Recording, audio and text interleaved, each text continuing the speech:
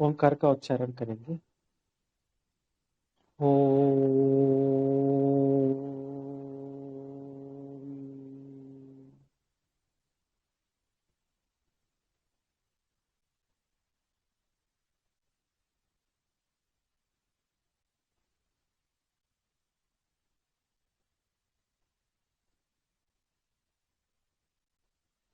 आगे बढ़े।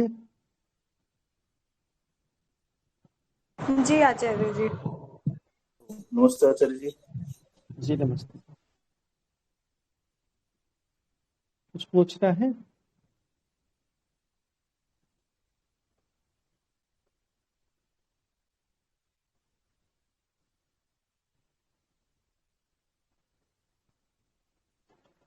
ठीक है, आगे दर्श और पौर्णमासी दोनों की चर्चा हो गई है। अब आगे क्रम में वैसे और भी है, उनको बाद में देखेंगे, आग्रह इत्यादि। अभी चातुर्मासी याग है। चातुर्मास जैसे शब्द ही से स्पष्ट है, 4 महीने में एक बार होने वाले याग। ये वैसे 4 महीने में एक बार करेंगे तो साल में कितने होंगे? 3 3 बार। होंगे। जी 3 होंगे, पर इनसे अतिरिक्त एक और याग भी वहां जोड़ा गया है। तो कुल 4 याग है साल भर में। वे क्रम से, एक तो सबसे पहले वैश्वदेव है, दूसरा वरुण प्रघास, तीसरा साखमेध और चौथा शुनाशीरीय। ये चातुर्मास्य पर्व कहे जाते हैं क्योंकि ये पर्व के दिन ही होते हैं। पौर्णमासी के दिन ही सामान्य रूप से करने का विधान है, और ऋतु की संधियों में भी होते हैं, उस कारण से भी ये पर्व है। शिशिर और वसंत की संधि में फाल्गुन जो पौर्णमासी है, जिसमें हम होली खेलते हैं, उस दिन वैश्वदेव याग का विधान है। और उसके बाद जो 4 महीने बाद आषाढ़ पूर्णिमा या श्रावण पूर्णिमा, दोनों में किया जा सकता है, विधान दोनों प्रकार से है। तो वहां वरुण प्रघास है। जैसे उस दिन हम रक्षाबंधन के भी कार्य करते हैं, उन्हें त्योहार मनाते हैं, तो वहां हमारी परंपरा में वरुण प्रघास पर्व का विधान है श्रौत पद्धति में। वैसे गृह सूत्रों में श्रवणा कर्म का विधान है, और उस दिन हम जनेऊ भी बदलते हैं, वो स्मार्त पद्धति है।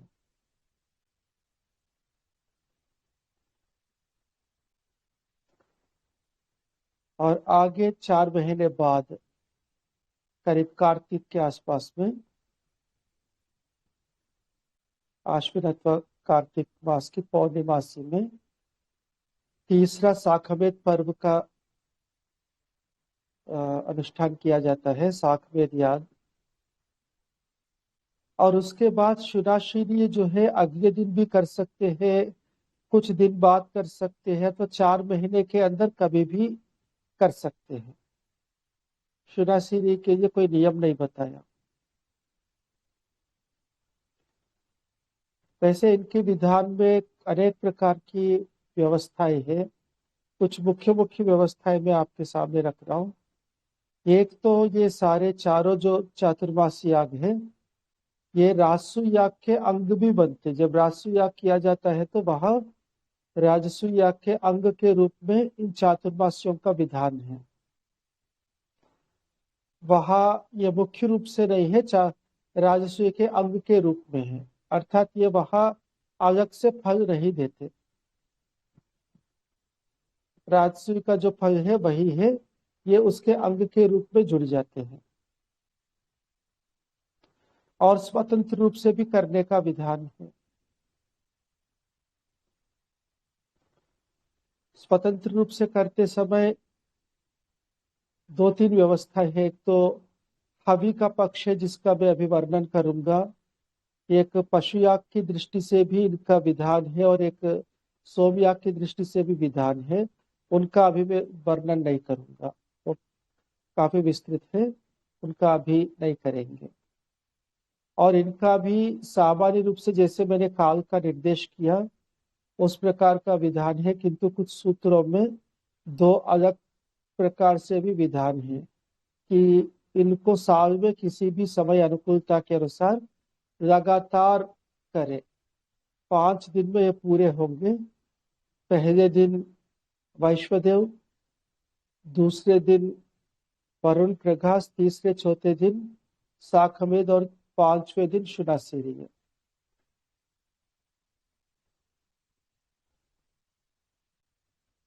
और एक पक्ष ये भी है जो कि व्यवहारिक रूप से लगभग असंभव प्रतीत होता है, एक ही दिन में सभी याग संपन्न करना, क्योंकि उसमें इतनी ज्यादा आहुति आदि विधान है कि एक ही दिन में संपन्न करना असंभव तो नहीं है पर बहुत कठिन है। पूरा दिन भर रात तक ही शायद हो पाएगा।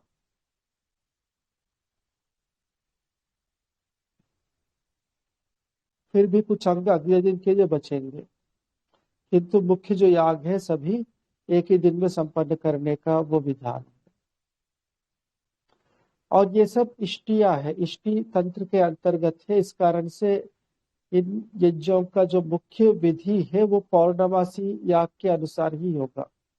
कुछ जो परिवर्तन है वो बताया जाएगा, बाकी जो नहीं बताया वो पौर्णमासी के अनुसार ही समझना चाहिए और वही मंत्रों में आवश्यकता के अनुसार परिवर्तन करके उनका प्रयोग करना चाहिए, देवता आदि का परिवर्तन करके प्रयोग करना चाहिए। तो इनमें सबसे पहले हम वैश्वदेव पर्व की बात करेंगे। वैश्वदेव पर्व की चर्चा करते हुए शतपथ ब्राह्मण ने सृष्टि की उत्पत्ति संबंधी बातें हैं कहा। जब सृष्टि की उत्पत्ति हुई थी,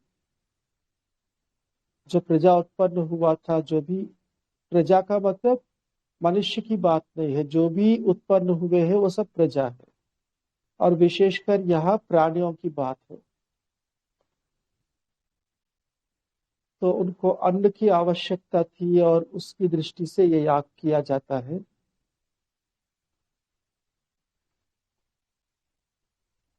कि अन्न की कमी ना हो। और यह वसंत ऋतु के आरंभ में होता है, शिशिर बसंत की संधि में।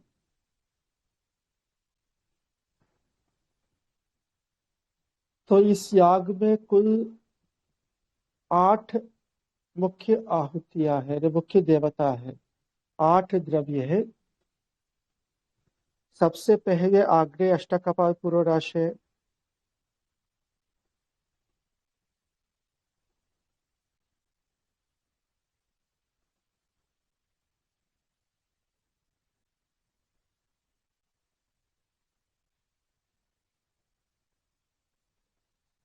एक मिनट अभी बता रहा हूँ।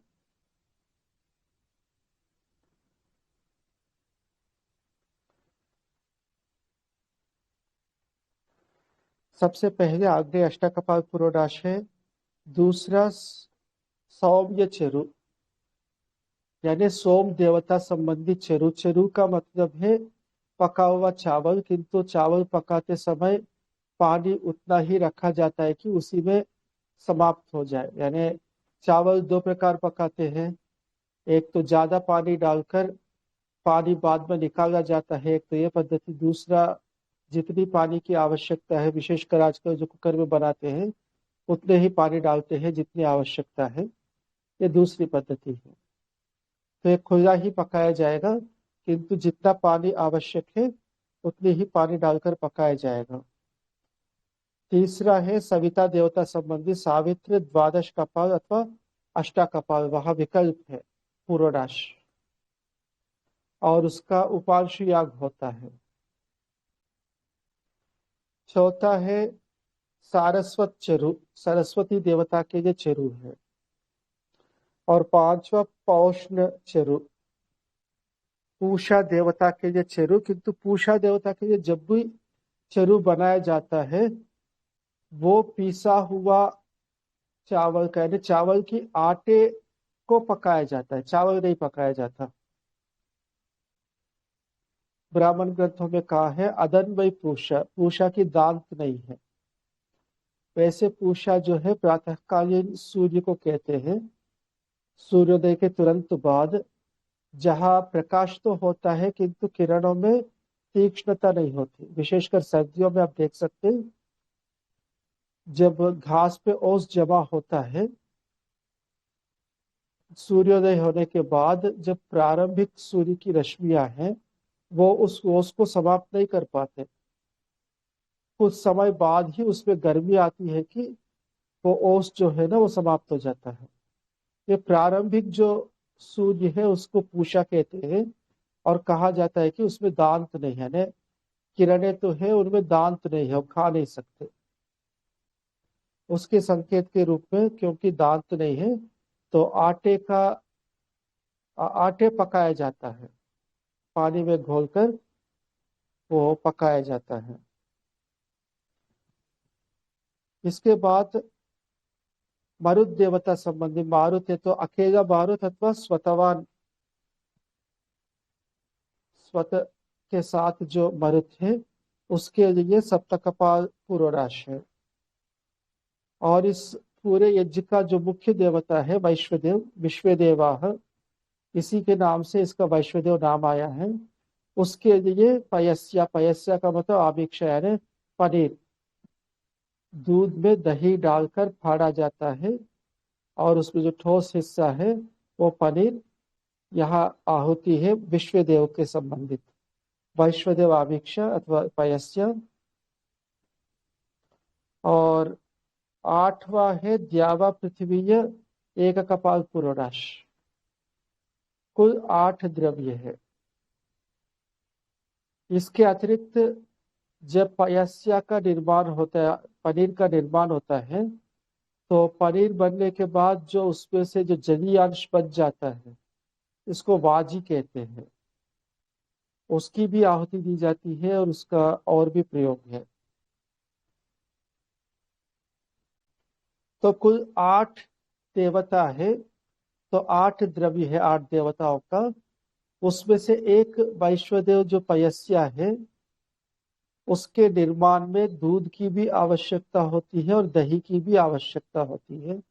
तो उसकी प्रक्रिया जो है दर्श में जैसे बताया, सायंकाल भी गाय से दूध दिया जाता है, उसकी सारी प्रक्रिया है। पहले ईशेत्वा से पलाश की शाखा काटना, ऊर्जेत्वा से उसके वो पत्ते आदि हटा के साफ करना, फिर देवो व सविता प्रार्पय तो श्रेष्ठ तमय कर्मणे, इससे बछिया को जो है ना गाय के बाद लाना और फिर उसको हटाना, ये सारा क्रम, दूध निकालना, दूध को गर्म करना, दही जमा कर सुरक्षित करना, और फिर प्रातःकालीन पुनः दूध, दोनों समय अग्निहोत्र जो है वो यवागु से संपन्न किया जाए, दलिया से संपन्न किया जाता है, क्योंकि अग्निहोत्र के लिए जो दूध वाला गाय था उसको हमने वैश्वदेव आमिक्षा के लिए रख लिया है। तो ये सारी प्रक्रिया दर्श के अनुसार करना होता है। दर्श में जो सारनाई आहुति के अनुसार प्रातःकाल दूध गर्म होने के बाद उसमें दही डालकर आमिक्षा बनाई जाती है। बाकी जो हविया है उसके लिए चावल और जौ अथवा सभी चावल, क्योंकि पुरोडाश जो है चावल से भी बनाया जा सकता है, जौ से भी। चरु तो चावल से ही बनता है, चरु में जौ का विकल्प नहीं है। तो इस प्रकार यदि दोनों लेंगे तो दोनों अलग अलग रखेंगे। यदि एक ही धान से ही यानी सारा यानी चरु और पुरोडाश करना है तो इकट्ठा लेंगे। फिर उनको कूटना आदि सब इकट्ठा किया जाता है। कूटने के बाद पीसते समय चरु के लिए चावल अलग किया जाता है, बाकी पीसा जाता है ने। यहाँ सोम संबंधी चरु है और सरस्वती संबंधी चरु है। इन दोनों चरुओं के लिए चावल अलग किया जाता है, वो पकाए जाते हैं। बाकी पीसा जाता है। पीसे हुए में से भी पूषा की जो चरू है वो आटा से होता है, तो उसकी आटा अलग किया जाता है। बाकी का पुरोडाश के लिए आटा लगाया जाता है। कुल यानी 8 में से 3 तो चरू है अलग हो गया, एक आमिक्षा है अलग हो गया। बाकी 4 पुरोडाश के लिए पीसने के बाद आटा लगाने के बाद 4 हिस्से किए जाते हैं और 4 पुरोडाश बनाए जाते हैं। वहाँ उन पुरोडाशों का जितना कपाल है वो सब अंगारों में रखे जाते हैं। जैसे अग्नि की 8 है और सविता के 12 अथवा 8, 12 मानेंगे तो कुल 20 हो गए। और इसके बाद द्यावा पृथ्वी जो है वो एक ही कपाल है, बड़ा होगा, तो 21 हो गए। और फिर मरुत संबंधी 7 कपाल है, तो 28 जो कपाल है अलग अलग आकार के होंगे, वो अंगारों पे रखा जाएगा। उन पर 4 पुरोडाश का श्रपण, श्रपण का मतलब पकाना, अंगारों से ढक के। तो पुरोडाश जो है अंगारों से ढक के पकाए जाते हैं। चरु जो है नीचे अग्नि होगी और पात्रों में वो चरु पकाए जाते हैं। आवी तैयार किया जाता है। ये सब जो पद्धति है दर्श और पौर्णमासी के अनुसार ही, केवल चावल पकाना जो है वो अलग है और उसमें कोई विशेष विधि नहीं है, सामान्य रूप से पकाया जाता है। पुरोडाश में कुछ विशेष विधि है, मंत्रपूर्वक होता है। चरु के लिए ऐसा नहीं है।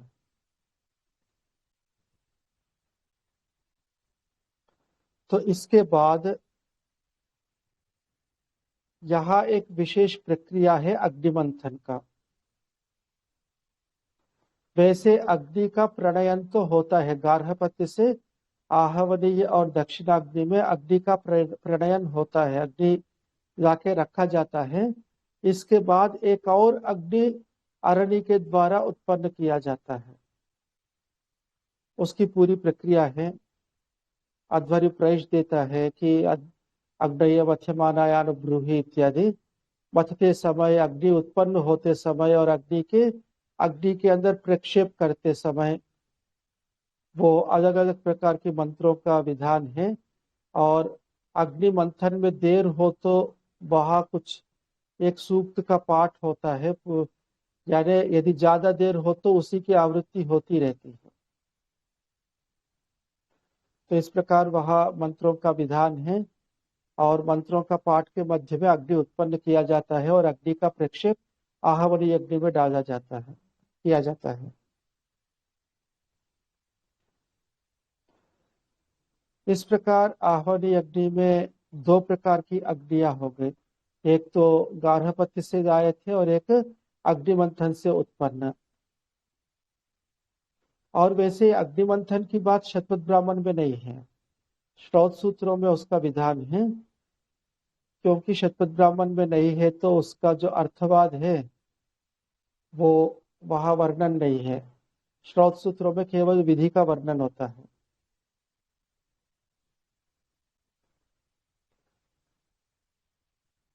बाकी अग्निमंथन की प्रक्रिया सोमयाग में है, वहां उसकी चर्चा हम करेंगे।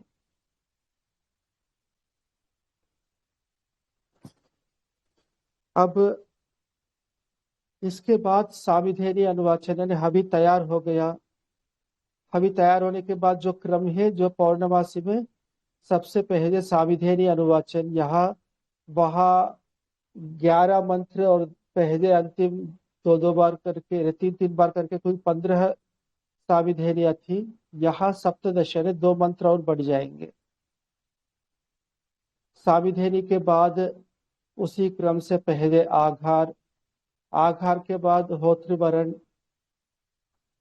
होता के वरण के बाद प्रयाज। यहाँ 8 प्रयाज है।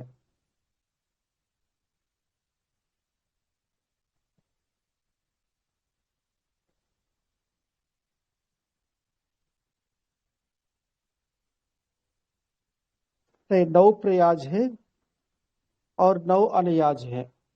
उनकी देवता भी निश्चित किया गया है।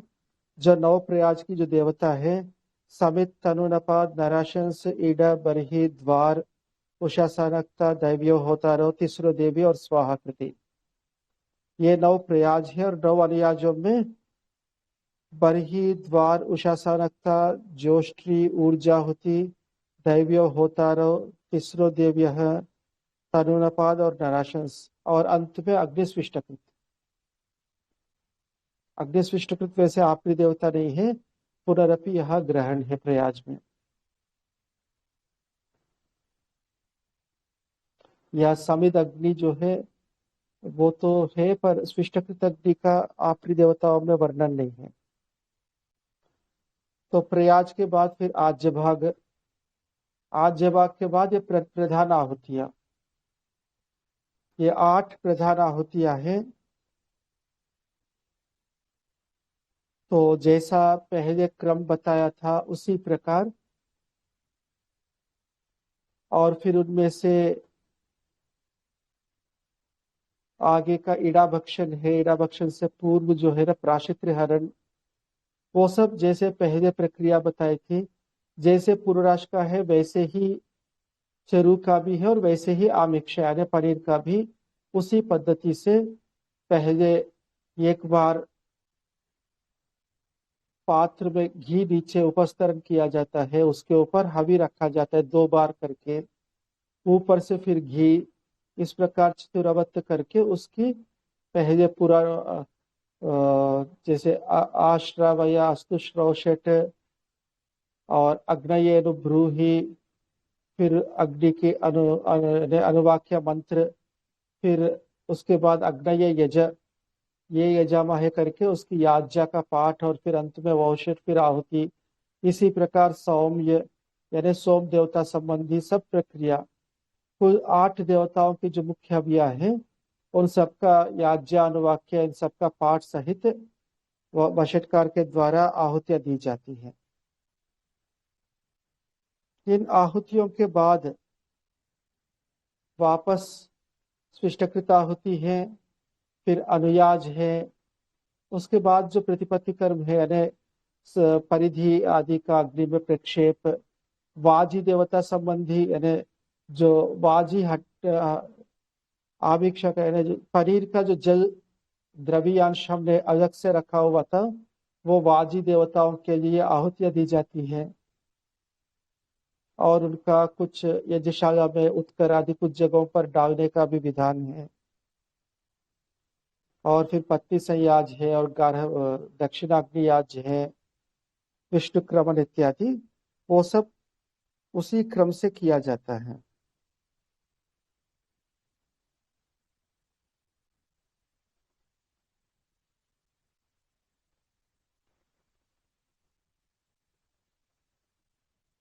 तो इसका पूरा लंबा वर्णन है कि इसमें याज्ञा अनुवाक्य इत्यादि वो सबको अभी पता बताने से कोई विशेष लाभ नहीं होगा। पुस्तक में जिनकी विशेष रुचि है पुस्तक में आप देख ही सकते हैं। इन सबको स्मरण करना है, यानी जैसे हम वैयाकरण है अष्टाध्यायी स्मरण करते हैं तभी जाकर व्याकरण उपस्थित होता है। यदि याज्ञिक बनना है, आर्तविजीन जो ऋत्विक बनना है, आर्तविजीन बनना है, तो ये सब स्मरण करना होगा।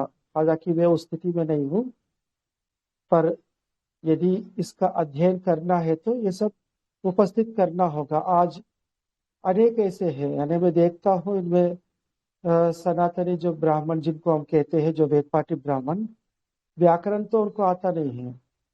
वो हमें देखकर उनको लगता है कि अरे इतना कठिन विषय कैसे पढ़ा, पर पूरा कर्मकांड उनके अंगुलियों में होता है। उनको देख के हमें लगता है कि इतना सारा इनको कैसे स्मरण है, अपना अपना विषय है। तो इसका अध्ययन भी उसी प्रकार गंभीरता से करना चाहिए,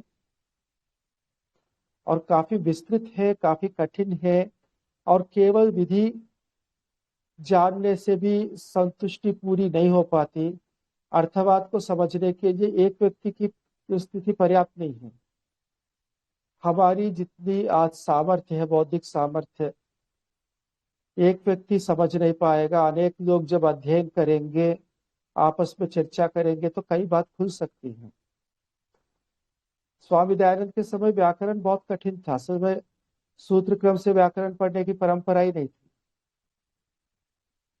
स्वामी दयानंद के बाद भी वो परंपरा बहुत जल्दी नहीं आया।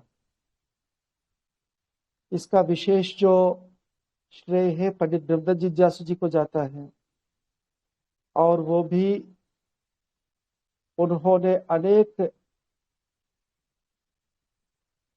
यानी विद्यार्थियों को पढ़ाया, उस अनुभव के द्वारा उन्होंने उस पद्धति को स्थिर किया। आज व्याकरण अपेक्षाकृत उतना कठिन विषय नहीं है, अनेक बहुत अच्छे व्याकरण हैं, क्योंकि पठन पाठन है, आपस में चर्चाएं चलती रहती हैं, तो कई विषय जो है खुल जाते हैं, उपस्थिति भी रहती है। इसी प्रकार इस कर्मकांड में भी हम पुरुषार्थ करेंगे, ये भी ज्यादा कठिन नहीं, क्योंकि जो करते हैं उनको मैं देखता हूँ, वो इसको बहुत कठिन महसूस नहीं करते, क्योंकि वहां माहौल है, अनेक उस विषय के विद्वान हैं,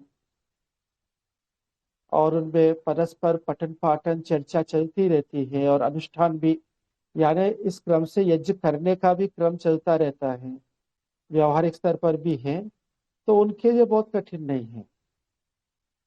हाँ, ये जरूर है कि वेद स्मरण करना होगा, क्योंकि अनेक मंत्र हैं, कम से कम वेद पूरा स्मरण ना करे तो जो जो कर्मकांड में है वो मंत्र तो आना चाहिए, तभी जाकर वो स्मरण रहेंगे।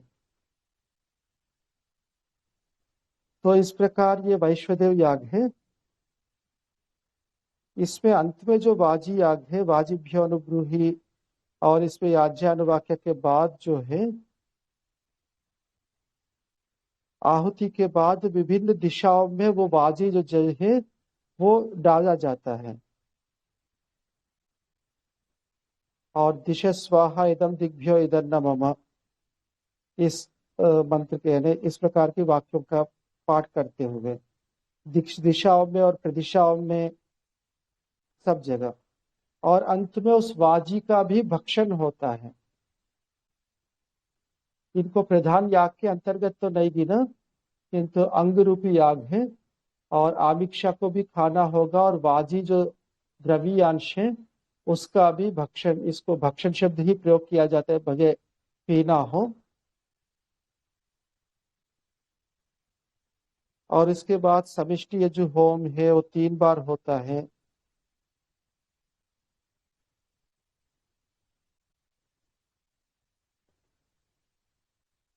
इस यज्ञ के संपन्न होने के बाद श्रौत सूत्रों में एक ऐच्छिक क्रिया है, यजमान की शिरः वपन। हालांकि जो बाल रखते हैं वो यदि चाहे तो शिरः वपन वो ऐच्छिक है, नित्य नहीं है। ब्राह्मण ग्रंथ में इसका विधान नहीं है, श्रौत सूत्र में इसका वर्णन है। और ये वैश्वदेव इष्टि के बाद, क्योंकि ये पौर्णिमासी के दिन ही होता है, तो पौर्णिमा षष्ठी को भी इसके बाद दोबारा करना होगा, यानी पौर्णिमा षष्ठी का विकल्प नहीं है। प्रातः अग्निहोत्र भी करना होगा, वैश्वदेव संपन्न होने के बाद वापस पौर्णिमासी की 3 हवि, यानी इसमें काफी समय लगता है। वैश्वदेव पूरा संपन्न करके अलग से पौर्णिमा षष्ठी का अनुष्ठान होता है, वो दोपहर बाद ही हो पाएगा, यानी वो दिन जो है ना पूरा ही समय उसमें लग जाता है। तो ये वैश्वदेव इष्टि का वर्णन हुआ है। आगे जो दूसरा है वो वरुण प्रघास। वरुण प्रघास में 9 मुख्य आहुतियां हैं ना, वैश्वदेव की अपेक्षा 1 बढ़ जाता है। पहले 5 में ही है। सबसे पहले आग्नेय अष्टकपाल है, फिर सौम्य चरु है, फिर तीसरा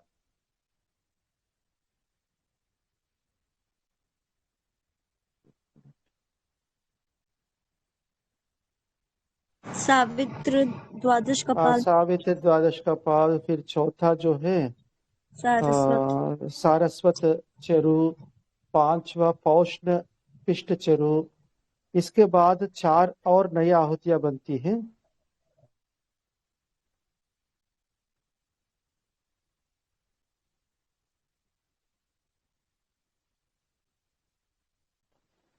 अ,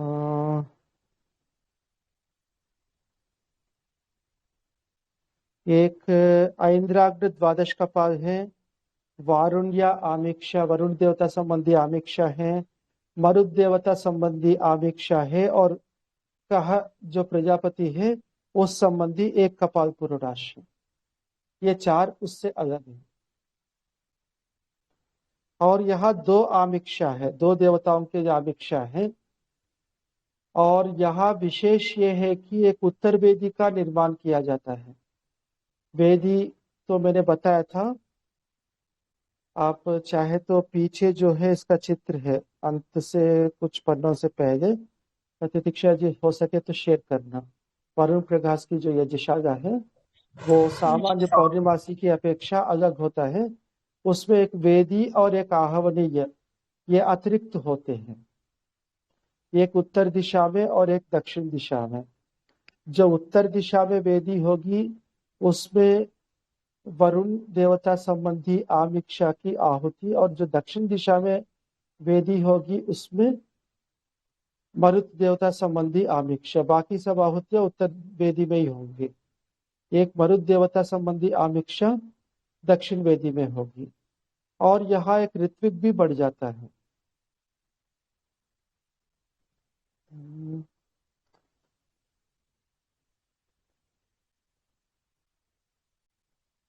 नहीं, यहाँ नहीं, आगे साकवेद में एक ऋत्विक बढ़ जाता है। इसमें वे ही 4 ऋत्विक है जो पौर्णमासी के हैं।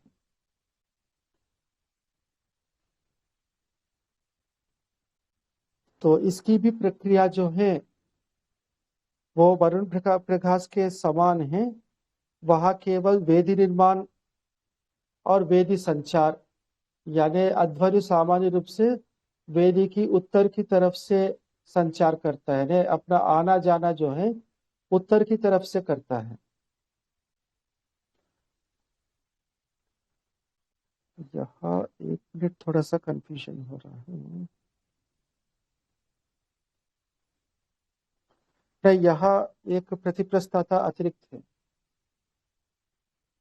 जो मरुत देवता संबंधी आमिक्षा याग है वो एक अलग ऋत्विक है, प्रतिप्रस्थाता नाम है उसका।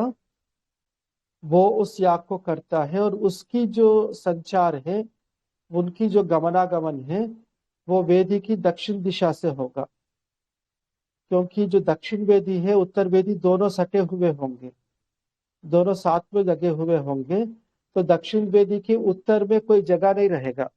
दक्षिण वेदी की उत्तर में तो उत्तर वेदी है, तो उत्तर वेदी की उत्तर में तो जगह है जहां अध्वर्यु अपनी गति कर सकता है।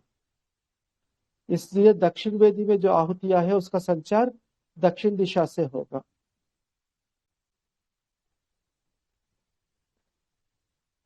तो उस वेदी का निर्माण आदि सब क्रम जैसे पौर्णिमासी में बताया है वही है। और इन सब में क्योंकि ये द्रव्य बढ़ रहे हैं, पौर्णिमासी में तो घृत की आहुति थी और फिर 2 ही पुरोडाश थे। यहाँ तो इनकी संख्या बढ़ रही है, 4 तो पुरोडाश है, 3 आमिक्षा है, मतलब 2 आमिक्षा है, 3 चरु है। कितने हो गए? 5। 5 5 पुरोडाश है, 3 चरु है और 2 आमिक्षा है। नहीं, कहा बोला जरा, 4 पुरोडाश है, 3 चरु है और 2 आमिक्षा, कोई 9।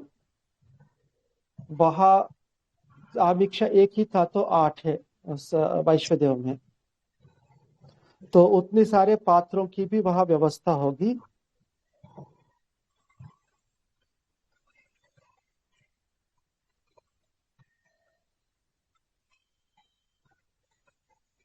और इसके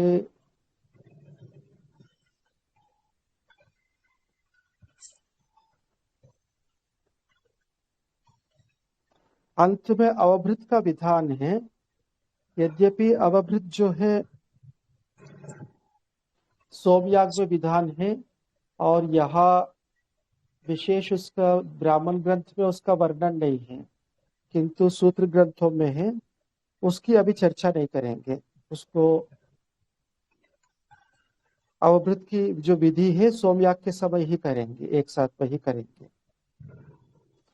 तो ये दो हो गए हैं चातुर्मास्य के अंतर्गत, एक वैश्वदेव और एक वरुण प्रकाश। आज इतना ही रखेंगे, बाकी दोनों को कल करेंगे, शाखमेध और शुनासिरीय। शाखमेध की प्रक्रिया कुछ लंबी है, वो 2 दिन लगते हैं उसके करने में, तो उसको हम कल ही देखेंगे। आज कुछ प्रश्न हो तो कर सकते हैं। आचार्य जी, इसमें चित्र नहीं मिला। कौन से पुस्तक में देखा आपने? ये अग्निहोत्र से लेकर अश्वमेध पर्यंत। पृष्ठ संख्या बताओ।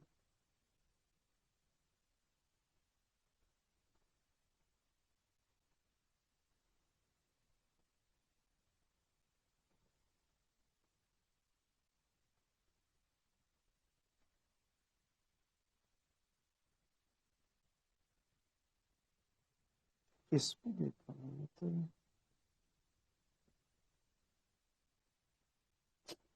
हे भगवान, अभी दूसरा पुस्तक देखा।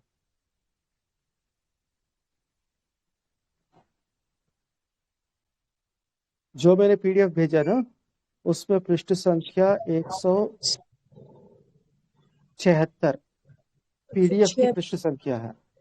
जी।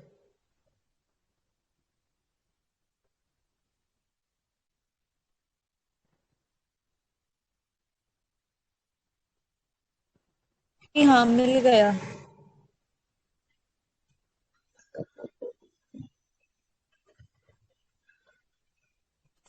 पर यहाँ जो चित्र है इसमें मुझे कुछ संशय है।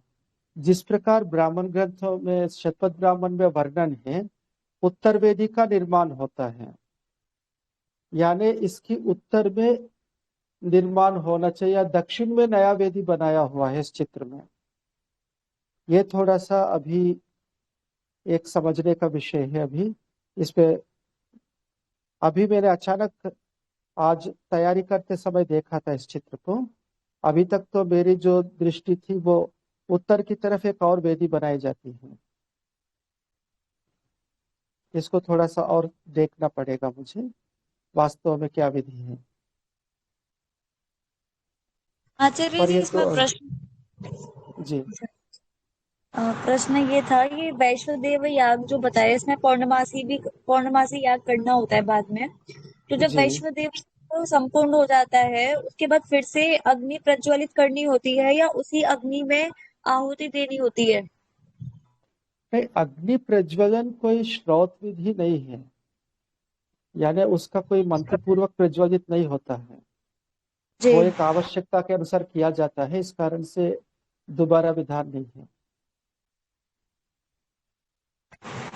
तो वैश्वदेव याग की जो क्या संपूर्ण आहुति लगाने के बाद, पूर्ण आहुति लगाने के बाद ही तो पौर्णमासी की आहुति डालते होंगे। इसमें कोई पूर्णाहुति होती नहीं है, जैसे हमारे अग्निहोत्र के तरह वहां जी। पूर्णाहुति नहीं होती है। तो जितनी आहुतियां हैं वो गिनाए गए। जी, तो बाद में केवल पौर्णमासी की जो आहुतियां होती हैं, केवल वही डालनी होती है, और सारी प्रक्रिया पर वही।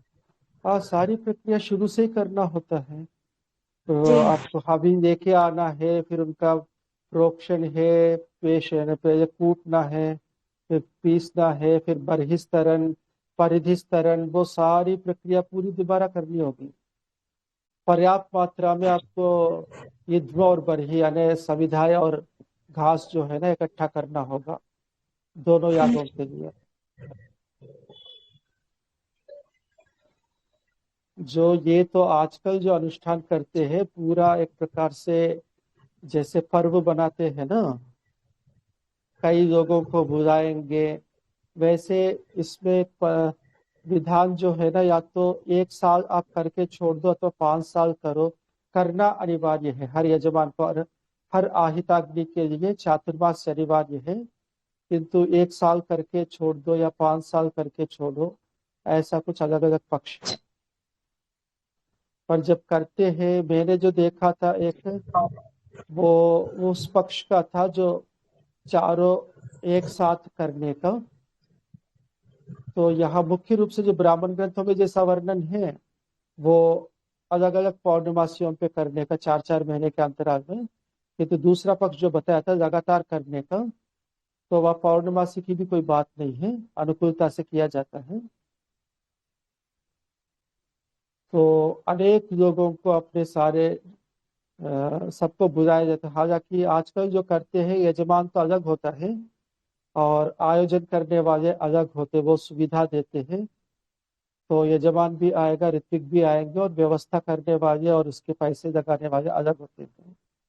किंतु सामान्य अपने क्रम में तो यजमान को स्वयं को करना होगा। जी। यानी जितने भी यहाँ तक जो पर्व है, ये इष्टिया है, इष्टियों में स्वयं का द्रव्य लगता है, किसी और के द्रव्य से वो नहीं करेगा। और यहाँ ये है कि यदि यजमान ब्राह्मण है, ब्राह्मण को दान लेने का भी विधान है, ब्राह्मण दान दे सकता है, अधिकार है। तो ब्राह्मण हो तो वो दूसरों के द्वारा सहायता प्राप्त करके कर सकता है। बाकी क्षत्रिय वैश्य यदि करे, आजकल तो कोई करते नहीं है क्षत्रिय वैश्य में, करे तो उनको अपने ही द्रव्य से संपन्न करना होगा, दूसरों के द्रव्य। और कोई खुशी से यदि देकर जाए, जैसे आजकल पारायण यज्ञ आदि में देकर चले जाते हैं, उस तरह से। वैश्य, क्षत्रिय और वैश्य को दान देने का कोई अधिकार नहीं है, नहीं दे सकते, ब्राह्मण दान दे सकते जी। हैं। पर आप व्यवहार में ही नहीं, यानी त्यागों का क्षत्रिय और वैश्य करने का तो है ही नहीं। जो भी है सारे यजमान ब्राह्मण ही है आज के दिन में, और वो भी ब्राह्मण कहना बहुत कठिन है।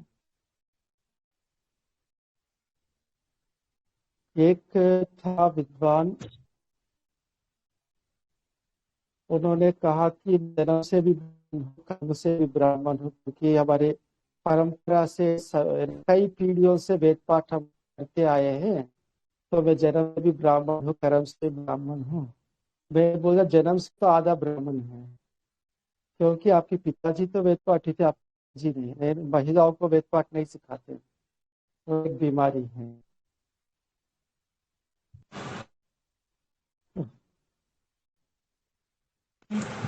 जो परंपरा जितना है उतना है, उसमें भी कुछ कमियां है, कुछ खूबियां भी है। पर जो भी है, आज हम कुछ प्रत्यक्ष देख सकते हैं, तो इनके द्वारा बचाए हुए परंपरा को ही देख सकते हैं।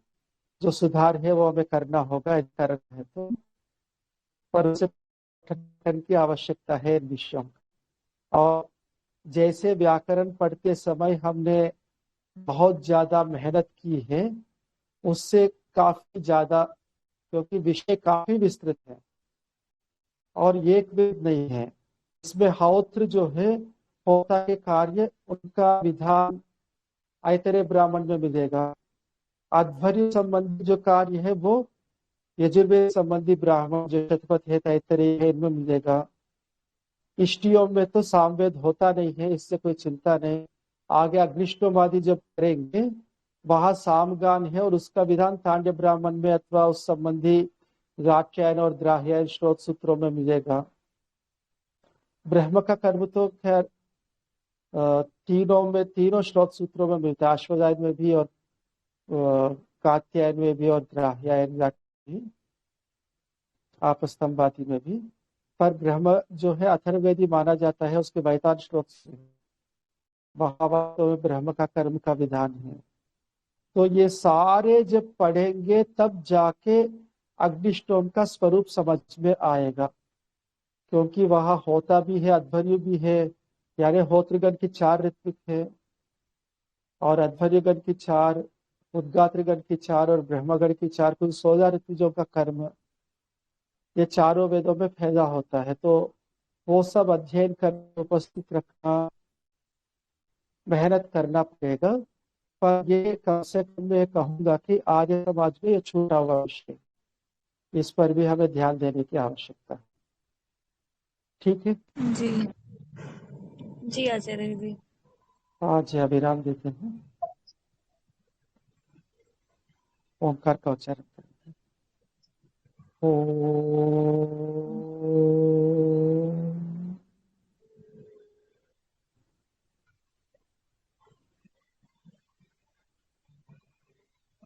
जी नमस्ते आचार्य जी। नमस्ते। नमस्ते आचार्य जी।